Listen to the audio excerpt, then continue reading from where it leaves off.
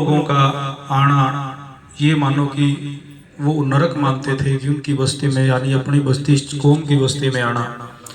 छुप छुप आकर देखते कि भी देखते हैं कैसा अवतार आया है, सुनने में आया है तो छुप कर देख कर दर्शन करते। आत्मा तो स्वीकार करती कि हाँ परमात्मा आया हुआ है, लेकिन मन के अंदर हम में अहंकार होने के कारण वो विरोध में सतगुरु रविदास महाराज जी के दर्शन को अलग तरीके से बताते कि नहीं ये तो झूठ है। तो शिरोमणि सतगुरु रविदास महाराज जी को मारने का भी प्रयास किया गया बचपन में ही। विरोधी लोगों ने षड्यंत्र रचा, भेष बदलकर ऐसा षड्यंत्र कराया कि इसको बचपन में ही क्यों ना खत्म कर दिया जाए, जो बचपन में ही ऐसे चमत्कार दिखा रहा है। जो चमार कौम है, अगर इस कौम में ये ज्यादा दिन रहा तो इस कौम का मान सम्मान इतना होगा कि लोग पहचान करेंगे और सम्मान देंगे। तो लेकिन साध संगत जी वो इस बात को जानते नहीं थे कि जिनको आप मारने के लिए प्रयास कर रहे हो वो जन्म मरण से न्यारे हैं, वो अविनाशी पुरुष हैं। तो साध संगत जी कई बार प्रयास किया तो एक बार क्या हुआ कि 12 साल की उम्र थी। जैसे ये छोटे छोटे बच्चे बैठे हैं, देखने में बच्चे थे, सतगुरु रविदास महाराज जी पर वो मालिक थे, उनकी क्या उम्र बखानी जाए, वो तो लीला थी उनकी, इस संसार में जीवों को पार लगाने के लिए आए थे। तो बचपन में काशी में जेठ के महीने की पूर्णिमा को स्नान था, गंगा स्नान, तो पर्व था एक, उस पर्व पर सतगुरु रविदास महाराज जी भी चले गए बचपन में। अब देखने में तो बच्चे थे लेकिन पूर्ण मालिक थे, उनको ज्ञान था, बोध था, वो मार्ग दिखाने के लिए आए थे। तो जब सतगुरु रविदास जी महाराज गंगा घाट पर आए, जहाँ राजघाट, जहाँ मंदिर बना हुआ है सतगुरु रविदास महाराज का, जो कोई गया है उसको पता है, बाबू जगजीवन राम जी की याद में वो मंदिर बनवाया गया है।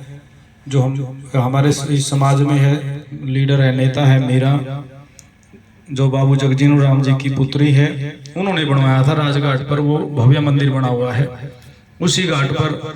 तो जब कुछ लोगों ने देखा, कुछ ब्राह्मणों ने देखा कि ये कौन है, क्योंकि पहचान हो जाती थी वेशभूषा से, वैसे भी उनकी नजर रहती थी कि भाई कोई नीचे वर्ण का, शूद्र वर्ण का कोई व्यक्ति यहाँ स्नान ना कर ले, ऐसे वो नजर रखते थे। तो वहां सतगुरु रविदास महाराज जी देखे तो उन्होंने बोला भी ये बच्चा कौन है, इसके बारे में पूछो। तो सतगुरु रविदास जी महाराज से पूछा तो सतगुरु रविदास जी ने अपने बारे में बताया, अपना परिचय दिया कि मेरे पिताजी का नाम ये है और मैं इस जाति में हूँ, अपनी पहचान बताई।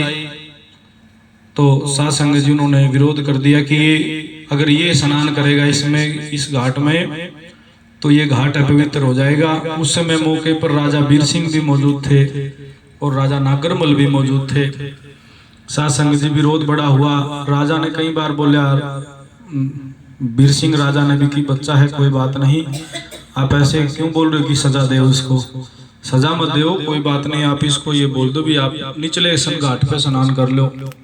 तो साध संगत जी 12 साल की उम्र में सतगुरु रविदास महाराज जी के ऐसी आयु दिख रही थी देखने में, और वो ऐसे वचन बोल रहे थे कि जात पात पूछे ना कोई, हर को वजह तो हर का होए, कि परमात्मा की नजरों में किसी की जाति पाति नहीं देखी जाती।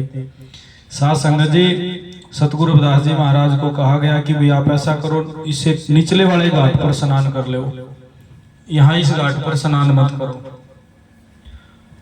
तो सतगुरु रविदास महाराज जी जब निचले घाट पर स्नान करने लगे ना, उस समय साध संगत जी उल्टी गंगा बह गई। इस टाइम उल्टी गंगा पहाड़ चढ़ी कि गंगा का बहाव था निचले की तरफ, लेकिन गंगा का बहाव हो गया किस तरफ, पहाड़ की तरफ, उल्टी गंगा बहने लगी।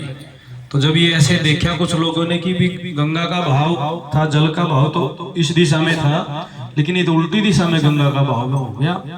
तो देखा भी ये तो चमत्कार हो गया, भी कहाँ से हो गया ये। तो जब जा करके देखा तो जहाँ सतगुरु रविदास महाराज जी बचपन रूप में, बाल रूप में तो स्नान कर रहे हैं, तो वहीं से गंगा का बहाव उल्टा हो गया और वो पानी उसी घाट से ऐसे घूमकर फिर वापस हो रहा है। ये चमत्कार देख करके साध संगत जी राजा बीर सिंह और राजा नागरमल ये पहचान गए थे कि ये कोई साधारण बालक नहीं है, ये अवतार है। तो तब से कहावत भी है, उल्टी गंगा पहाड़ चढ़े और एक और कहावत उसमें से मन चंगा तो कटौती में गंगा।